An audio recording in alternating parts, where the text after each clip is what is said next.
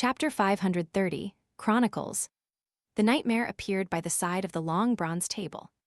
He was a man in his 30s with black hair and blue eyes, a long, thin face, and obvious nasolabial folds. He had a beard that wasn't too thick by his mouth and chin. As the pain and the distortion eased, he pressed his hand to his chest and gave a solemn bow. Compared to the faceless from before, the nightmare was obviously not as muddle-headed and weak after being released. It was unknown if the Evernight pathway's enhancement to one's soul was stronger than that of the Seer pathway, or if it was because the grazing process had only happened recently. Klein sighed silently and began asking via spirit channeling, "Why did you die at the hands of Kalangos?" The corner of the nightmare's mouth slightly curled up, revealing a bitter smile. "I'm a red glove from the Nighthawks. I was tracking down a bunch of ancient chronicles that originated from a Balam imperial tomb. We suspected that they were related to the reason for death's passing. I found out that a part of it might have fallen into the hands of a particular tycoon, so I led 2 companions of mine and boarded the ship he was on. Unfortunately, we were attacked by Kalangos' fleet just as we were about to launch an investigation." "What happened to your companions?" Klein subconsciously asked. The nightmare said in a slightly pained tone, "We originally had the opportunity to leave and even kill Kalangos through our skillful teamwork, but our ship sank, and we had to board a lifeboat instead. Everyone died, no, they were killed in the line of duty. May the goddess bless you." Klein drew a crimson moon inwardly. This made him more aware of the great difference between fighting at sea and fighting on land. Environmental factors were of critical importance. Beyonders not from the sailor pathway would be at a great disadvantage. If it wasn't because of the fact that the flying carpet had been huge, cumbersome, and slow, making him an easy target, Klein would have opted to keep it and give Dan its cash. "Fortunately, I have the bladder of a murloc. I can find an artisan to create a mystical item that allows me to swim underwater. Unfortunately, it's very difficult to find an artisan. Most of them are from the Church of the God of Steam and Machinery, and there aren't many unaffiliated ones. Otherwise, mystical items wouldn't be this rare.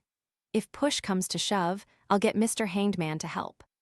Klein looked at the nightmare who had been killed in the line of duty and said softly as he leaned back, "What's your name? What unfulfilled wishes do you have?" The figure of the nightmare was already slowly dissipating.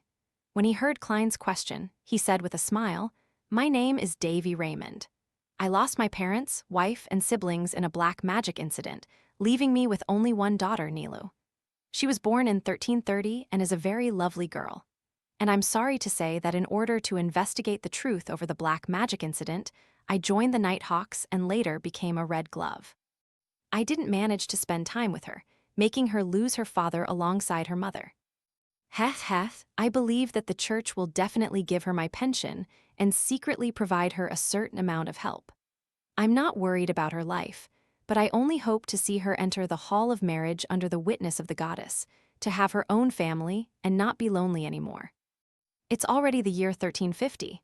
She may already have a marriage partner," Klein sighed wistfully and said. "Time flies," Davy Raymond muttered in response.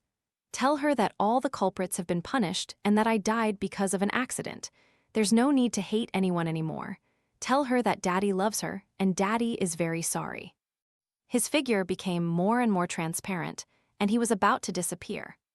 Klein closed his eyes and asked, "Where does she live?" "What's the name of the tycoon who collected Death's Chronicles?" "We live in Dacey County's Canant City. It's a beautiful seaside city, with rich rubber plantations growing nearby. If she hasn't moved, then she'll be living at 67 Red Indus Street. The tycoon's name is Jimmy Necker. He should have fallen into the hands of Kalangos as well."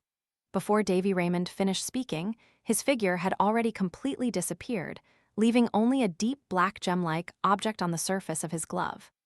Klein quietly watched this scene, and after a few seconds, he raised his right hand and tapped 4 times clockwise on his chest.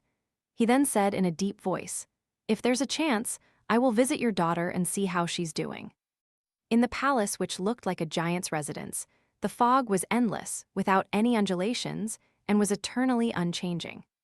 Klein put away Davy Raymond's beyonder characteristic, rubbed his forehead, and turned his attention back to Death's Chronicles. The Death pathway and the Evernight pathway can be switched at high sequences. There's nothing odd about the church sending personnel to investigate the corresponding chronicles.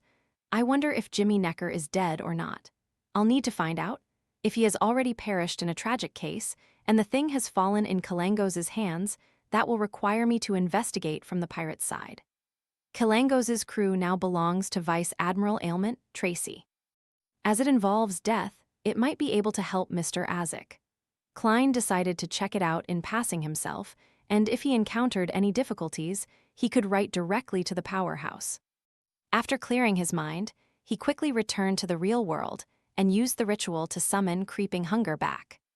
After everything was done, and seeing that it was already getting late, he gave up on the idea of trying to catch up on his sleep. He decided to summarize the experiences and lessons from last night's operation. The biggest lesson for Klein was that he had overestimated the patience of the mandated punishers. He had originally hoped that, even if there had been an accident in the beginning, the mandated punishers would have been able to restrain him and wait for the real target, the real protagonist, Steel Mavetti, to appear. When that happened, they would have definitely used the sealed artifact which can pull many people into a dream, restraining all the unaffiliated Beyonders who had involved themselves in the Blitz. As for me, due to my uniqueness, I would be able to detect that I'm asleep and be able to forcibly escape. Then, I could have dealt with Steel Mavetti and his helpers in a composed manner, completing an achievement of an instant kill and also bring 2 corpses along with me. Yet just as the incident happened, that bunch of irascible bros stormed in. They didn't even leave any backup teams to watch out for any contingencies. At the very most, they would let the wielder of the sealed artifact stay beyond the periphery with 1 or 2 guards. The more Klein thought, the more he was at a loss on whether to laugh or cry. If it wasn't because Steel Mavetti's group of pirates who were more cautious and had at least 2 Beyonders assigned, as well as all their puppets and zombies to stop the mandated punishers that might have pursued them, Klein would likely have found himself in a situation of going 2 against 5. If that had happened, he would have chosen to give up and directly engage in a strategic shift. What made Klein most satisfied was that he had done a pretty good job of making specific preparations. This was the professional habit of a magician.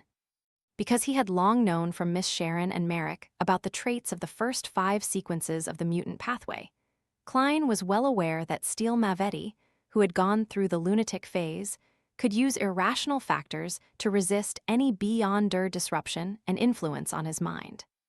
He had very strong resistance in this aspect. Therefore, he gave up the thought of using Psychiatrist's Dragon Might and Frenzy, as well as Nightmare, which was clearly weaker than the mandated Punisher's sealed artifact, and he instead focused on the Interrogator's Psychic Piercing and the Priest of Light's purification powers. Psychic Piercing wasn't a Beyonder power that disrupted one's thoughts and affected one's soul, but a means to directly attack the spirit body. In essence, the other effect acted on one's body of heart and mind and targeted the soul body. There was a clear difference between the two. If any part of that combo failed to chain in any way, Steel Mavetti would have been able to recover, making it impossible for me to kill him quickly. And in that environment, that would spell failure. Yes, I've also used the pathway's trait of losing themselves to their desires, making it easy to grasp their emotions. I believed that once they suffered a psychic attack, there would be a high chance of them counterattacking in madness without any consideration of anything else. In fact, the safest way of dealing with a zombie is to set up matchsticks or have Danets. I'll use Flaming Jump and Light of Holiness, kiting Mavetti. It'll make him want to battle but be completely unable to reach his opponent. He wouldn't escape even if he wanted to. Just send a fireball and I'll catch up to him. Unfortunately, it's a waste of time, and the situation didn't allow for it. Klein sighed, took out his pocket watch, snapped it open, and checked the time. Seeing that it was almost 9 o'clock in the morning, he turned the handle of the door and walked out of the bedroom. At this moment, Danitz was lying in a reclining chair, producing snores that sounded like a steam engine was operating in the room. He was quite alert, opening his eyes and sitting up as soon as Klein came out. "Are you going out?"